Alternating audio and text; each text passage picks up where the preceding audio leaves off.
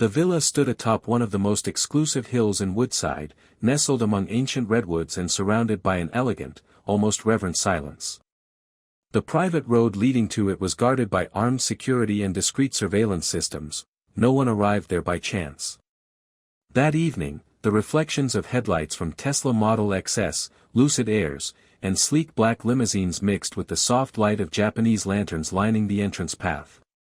It was the annual dinner hosted by Archetype Ventures, a prestigious investment fund. The event wasn't advertised or shared on social media. Receiving the invitation was, in itself, a mark of having ascended to the upper echelon of the new global economy. No badges, no panels. Just exquisite food, rare wines unobtainable in commercial circuits, and conversations that, between courses, could determine the future of an entire industry. Elon Musk arrived fashionably late, as usual. He wore a black minimalist suit with no tie and a black shirt. No watch. He carried the demeanor of someone fully aware he was the most observed man in the room, yet appeared completely uninterested in the fact. He mingled easily among CEOs, musicians, movie stars, startup founders, and AI philosophers, some of whom were actually old classmates. The evening was elegant but not ostentatious. The aesthetic was California understatement: reclaimed wood walls, bonsai trees in stone pots, abstract paintings in deep ocean blues. A jazz quartet played standards, reinterpreted with a modular synth that shimmered between notes like an echo from a floating future. As Elon slowly sipped on a handcrafted kombucha cocktail, fermented with Icelandic yeast, he was deep in conversation with two well-known venture capitalists from Sand Hill Road. The topic was an incubation stage project from one of his new startups. An artificial intelligence designed to make human-smart refrigerator interactions more empathetic. The fridge won't just tell you you're out of milk, Elon explained with his trademark restrained enthusiasm. It will ask how you're feeling. Based on your voice tone and heart rate, it could suggest a recipe, or a playlist. Think of it more like a silent companion than an appliance. One of the investors nodded, stroking his chin thoughtfully, while the other typed mental notes into his neural implant, or maybe just looked like he was. At that moment, a young waiter, visibly nervous, approached. He wore a light gray uniform with a linen apron and held a tray of biodynamic champagne flutes. Leaning in discreetly, he whispered. "Excuse me, Mr. Musk, someone would like to say hello. He said you went to high school together. His name is Mark Wahlberg." For a split second, time seemed to slow down.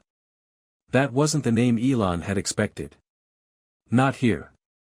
Not tonight. Mark Wahlberg. Not the actor, or rather, yes, also the actor. But for Elon, that name evoked something far more personal, more visceral. The muscular teen with the permanent smirk who used to trip him in the hallways of Pretoria Boys High, knock his books to the floor, laugh at his weird inventions, and call him little alien. That Mark Wahlberg. Elon's heart gave a faint, imperceptible jump. He turned his head slowly toward the entrance of the main hall. And there he was. Mark. Polished, tanned, in a perfectly tailored dark tuxedo, with the same confident smile but stripped of its old adolescent hostility. He moved among the guests with the ease of someone used to attention, not just famous, but warmly received. Mark's gaze met Elon's, and there was a spark, somewhere between sincere surprise and an ironic glimmer, as if time had left a few old dynamics undisturbed. He was advancing. Steadily. With his hand already outstretched, voice surely warming up for some casual opener. Elon remained still, the glass still half full in his hand. His eyes narrowed slightly, as if his mind was rapidly simulating every possible trajectory this evening might now take. Dinner had only just begun. But something far older, or perhaps much deeper, was about to unfold. The handshake between Elon Musk and Mark Wahlberg was brief, but thick with unspoken tension. There was no hostility, but no real warmth either. Just a mutual recognition, two opposite poles encountering each other in the same magnetic field, if only for a moment. Elon Musk, Mark said with a half-smile that tried to sound friendly but betrayed a touch of uncertainty. It's been what, 30 years? Elon studied his former schoolmate with clinical precision, as though scanning him with some internal X-ray. 32, to be exact. There was a pause. Then Mark chuckled, a low, almost awkward sound. I never forgot you, you know. Not even the way you used to count seconds between questions. Like the world had to adjust to your mind, not the other way around. And you never had patience for people who didn't play by your rules, Elon replied sharply, though not with anger. Just the clarity of memory resurfacing with an eerie calm. Around them, the villa continued to buzz with light-hearted conversation and high-end laughter. But this brief interaction had opened a fracture, a small tear in the fabric of curated elegance and polished success. And perhaps because of that, Mark made a spontaneous gesture. You want to take a walk? There's a path behind the garden. Quiet. Out of all this. Elon considered him for a second, then nodded. Walking is better than standing still.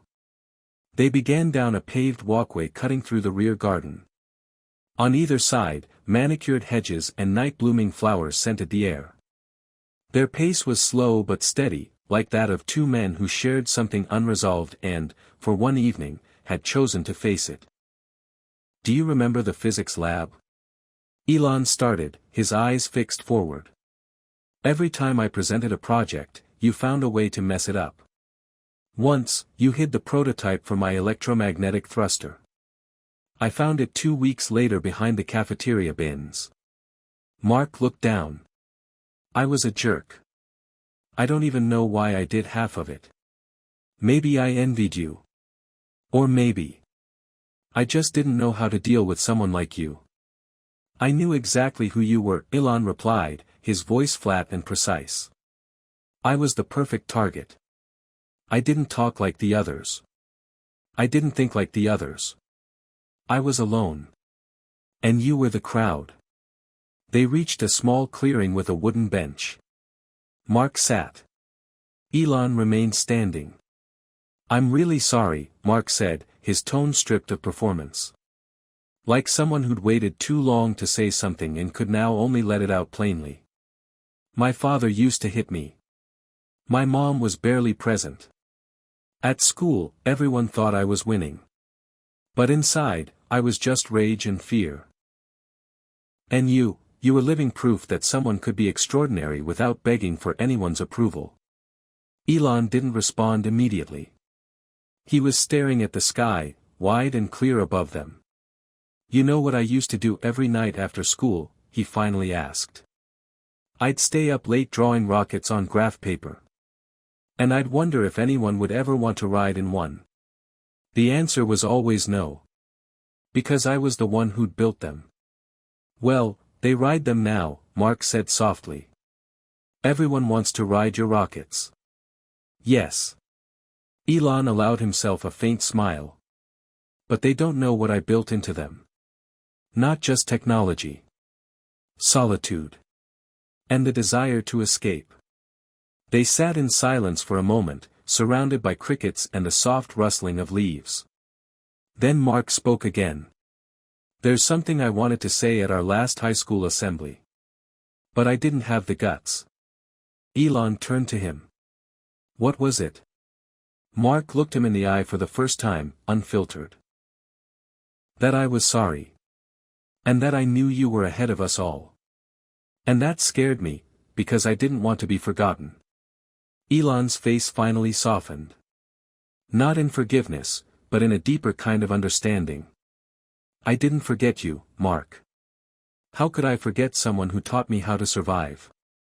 A breeze stirred the leaves above them. For a moment, time paused, two men, two divergent lives, and a night in which the past had knocked loudly, demanding to be heard. Then Elon stood and glanced back toward the villa. Come on. Dinner's waiting. Mark rose beside him. Yeah, but this time, I promise, no more tripping anyone. Elon gave a faint, almost imperceptible smile but said nothing. They walked back together along the path, like two planets that, for one rare moment, had found the right orbit to intersect, without collision. Their return to the villa was unhurried, as if both men were trying to stretch out this suspended moment, free from roles, fame, or the weight of the past. The garden lights glowed warmly, and the murmurs of the other guests floated lightly against the stone and glass walls of the house. "Did you expect me to accept your apology?" Elon asked bluntly as they walked beneath the pergola lit by soft amber lights. Mark slowed his pace. "Honestly? No. I wasn't even sure I was going to say it until I saw you. Then I realized it was the only thing that actually mattered tonight." Elon didn't respond right away. They walked in silence until they reached a small side patio, away from the main dinner area. There was a low wooden table and two chairs.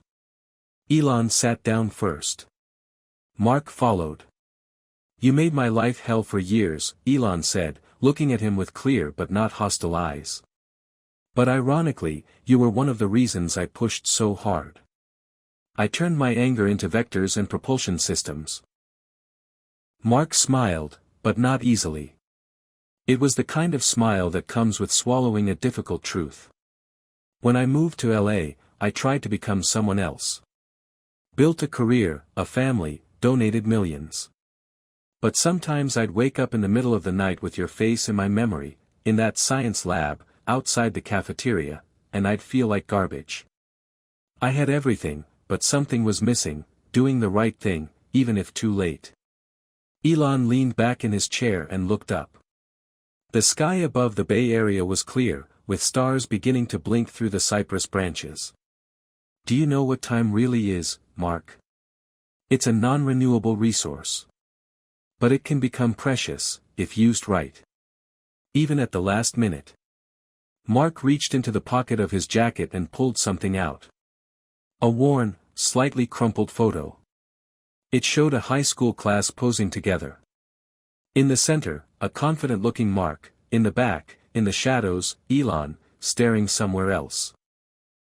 "I've kept this in my wallet for years. It reminded me that one day, I'd have to face that kid. Not the entrepreneur. Not the CEO. Just him. The real Elon." Elon took it, looked at it for a few seconds. Then handed it back. "That kid's gone," he said. "But if there's one thing I've learned building rockets, it's that there are no perfect launches. There's always some vibration, some deviation. What matters is course correction mid-flight." Mark looked at him silently, then nodded slowly. "I want to do something with you, Elon. Not to clear my conscience. But because I think we could build something that isn't just useful, but necessary. For the kids today. The ones no one sees until it's too late."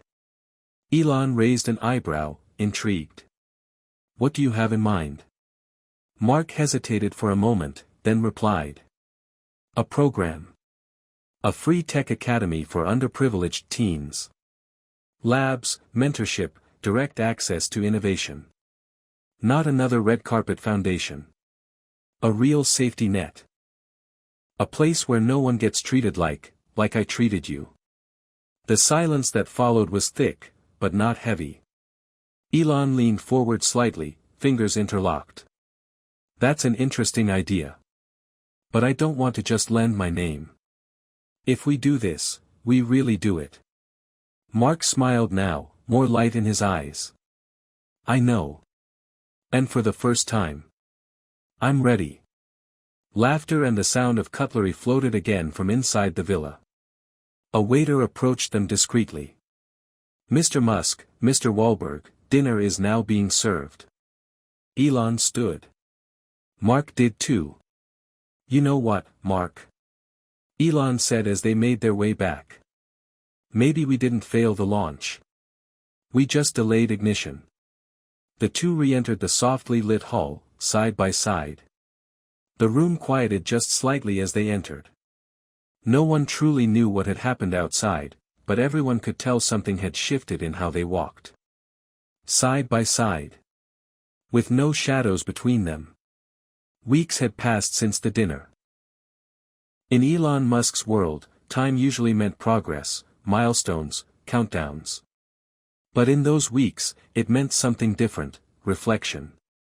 After his encounter with Mark Wahlberg, he didn't immediately return to his usual pace. He did something unusual. He stopped. He looked back at some high school photos he hadn't opened in years. He reread an unsent email to an old teacher, a thank you letter never written. Then he called Mark. The proposal was simple. To create a place where failure, misunderstanding, and isolation wouldn't be end points, but beginnings. Thus, Ignition was born, not a foundation in the usual sense, but a living, adaptive environment. Not charity, but human infrastructure. The first center opened in East Oakland, but the idea was already ready to be replicated, like open source, decentralized, customizable, accessible. Elon personally worked on designing the labs. Each classroom was inspired by a space module. Lightweight materials, modularity, smooth lines, neutral but stimulating colors. The software was open, platforms accessible from home.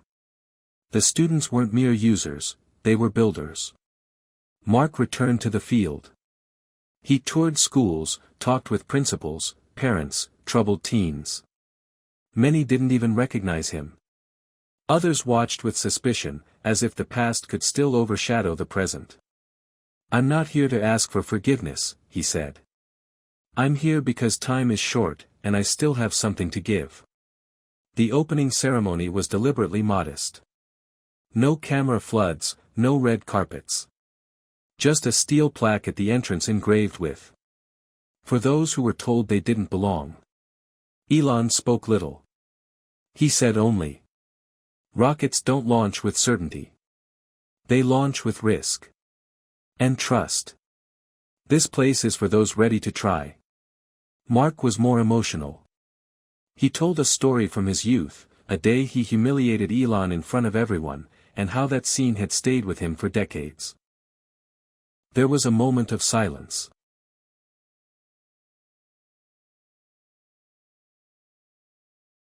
In the following days, the center came alive. Mixed groups of boys and girls began their first experiments, building drones, neural interfaces, creative AI. A young girl named Maya created an app that detected users' moods by voice tone and suggested breathing exercises and personalized music. Another student, Jaden, designed a simple exoskeleton to help his grandmother walk better at home. Elon watched from behind the glass, occasionally jotting notes in a notebook. He smiled, but only with his eyes. One evening, after a long day of trials and mentoring, Elon and Mark were alone in the main lab. The others had left. The terminals were still on, the glowing scripts floating on black screens like synthetic constellations. Mark leaned on a table. "Remember when we wanted to change the world?" Elon looked at him calmly. "I never stopped. But now you're doing it differently. More, humanly." "Building rockets is easy," Elon replied, "compared to building trust." There was a pause. Then Mark stood and pointed to a blank wall, still bare. "Tomorrow, the kids want to write their first ideas there. The first words of their mission." "That's right," Elon said. "Every mission needs a statement of purpose. But ours doesn't end here." Mark turned to him. "No." Elon shook his head. "No. After ignition, comes the thrust. The orbit. Autonomy. This place isn't just a seed. It's a rocket. And when it's ready, we won't be the ones guiding it." Night gently fell over Oakland. The city lights flickered on slowly, like synapses of a collective intelligence. From the street, the illuminated profile of the lab looked like a terrestrial space station ready to launch. Before leaving, Elon paused at the doorway. He looked back. "Do you think we would have found each other anyway, without that night?" he asked. Mark hesitated, then smiled. "Maybe not. But maybe, the rocket was already on the launch pad. It just needed a countdown." With that thought, the two left the lab. The doors slowly closed behind them. The silence inside was full of possibilities. And among the projects, data, cables, and ideas, something still burned, a small but steady flame. Ignition. Not the end. Just the first stage.